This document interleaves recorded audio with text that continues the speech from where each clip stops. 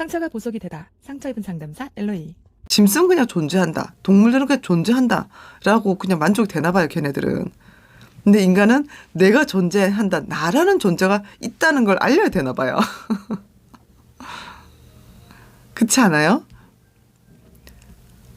되게 좀 심오한 생각이거든요, 이거는. 짐승들은 그냥 존재하다가 죽으면 되는데 왜 인간은 굳이 지가 있다는 걸 굳이 알려야 되고 지가 배고파다는 걸 굳이 타인에게 전해야 되고 자기 생각을 굳이 타인에게 관철시켜야 되고 굳이 이해받아야 되고 굳이 또 이해하고 싶고 왜 인간에겐 이런 게 있을까요?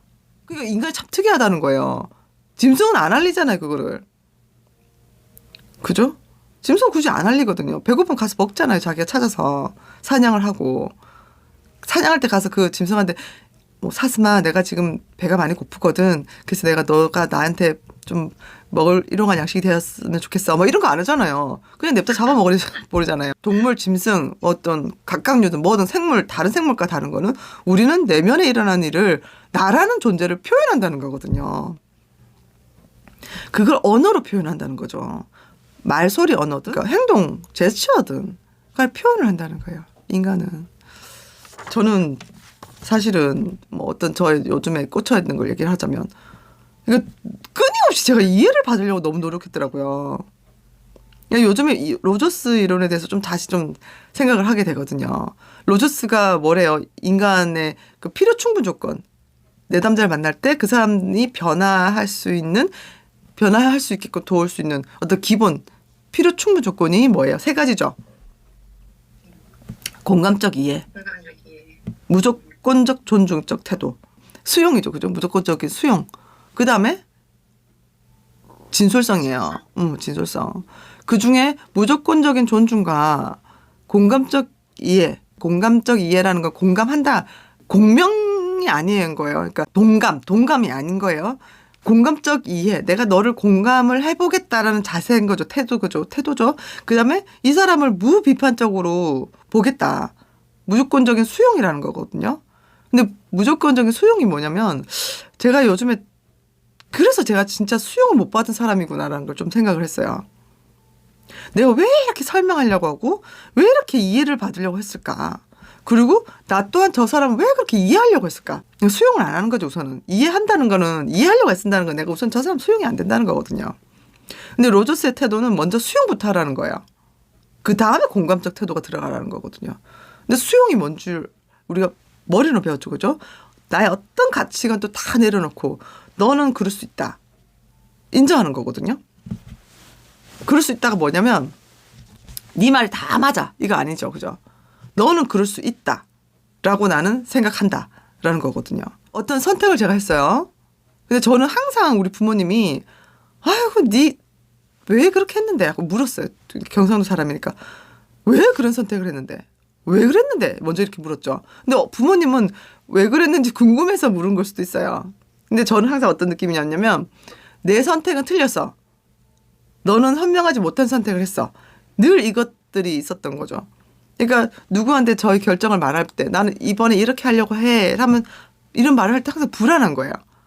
어떤 불안이냐면 내가 틀렸다고 말할까 봐.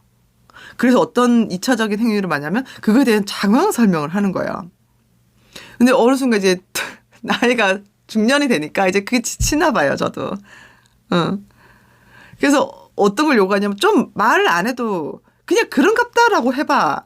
제가 지인한테. 그냥 그런갑다라고 한번 좀 해줘봐, 나한테. 나 그냥 이런 선택을 했으니까 너니까 그런 선택을 할 수 있어. 네가 그런 선택을 오죽했을까? 오죽했으면 그런 선택을 했을까? 너는 그 선택을 한 당연한 이유가 있을 거야. 좀 신뢰해줘봐. 이걸 제가 요즘에 이걸 원하더라고요. 그러니까 여러분들도 제 얘기를 듣고 조금 생각해보세요. 매번 말을 할 때마다 부정당하니까. 그리고 내가 이것이 왜 맞는지 설명을 해야 되니까 너무 지치는 거예요.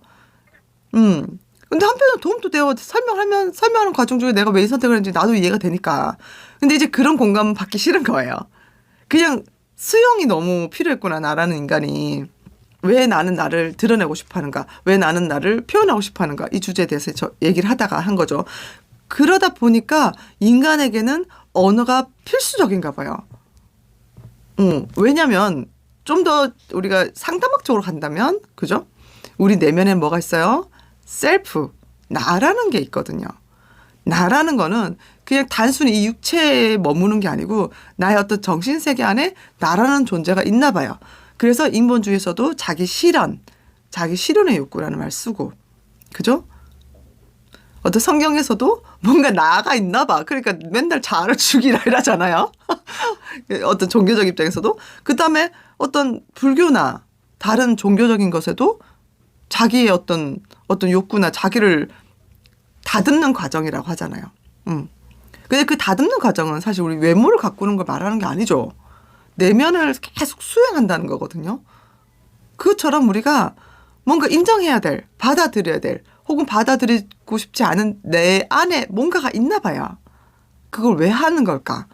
그걸 우리가 내 어떤 존재 가치로 볼 수 있는 어떤 실존적인 의미로 갔을 때 그걸 표현하고자 하는 기본적인 욕구가, 그게 자기 실현이라고 할 수도 있고 그런 게 있나 봐요, 우리에게는.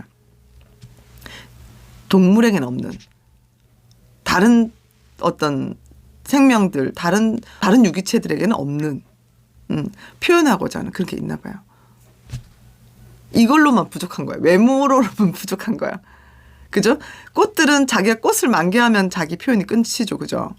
근데 인간에게만큼은 자기 어떤 고유한 독특성을 드러내고자 하는 욕구가 있나 봐요.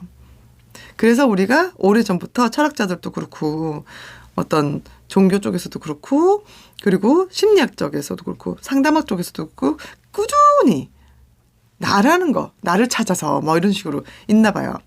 그게 저는 이제 이 책에서 나온 내용은 아니고 좀 통합해 가다 보니 우리에게 언어가 필요한 이유인가 봐요. 그게. 나를 알리고 저 사람을 이해하고 결국 나라는 존재, 사실 저 사람 이해가 뭘 크게 중요해요. 결국 지 이해받고 지 드러내는 게 중요하지. 우리에게는 세상의 주인이 되고 싶어하는 자기만의 어떤 세상을 성취하고자 하는 그런 욕구가 내면에 있나 봐요. 그러기 위해서는 언어가 필요하고 표현이 필요하고 언어로 다 표현할 수 없을 때는 모든 것을 통해서 내가 표현하고자 하는, 오죽하면 표현예술 치료가 생겼겠냐고요. 아주 그냥 오래전부터 태고에서부터 온 우리 어떤 습성을 보면 그림으로도 표현하고 상형 문자로도 표현하고 어떤 작품으로도 표현하고 그래서 뭔가 표현을 하고자 하는 인간의 욕구가, 그래서 언어에 반영된 건 아닐까. 그 얘기를 어떤 심리학적 입장에서도 그렇고 철학적 입장에서 특히 얘기를 하는 것 같아요. 자, 여기까지 얘기해 보니까 좀 어떠세요, 여러분들?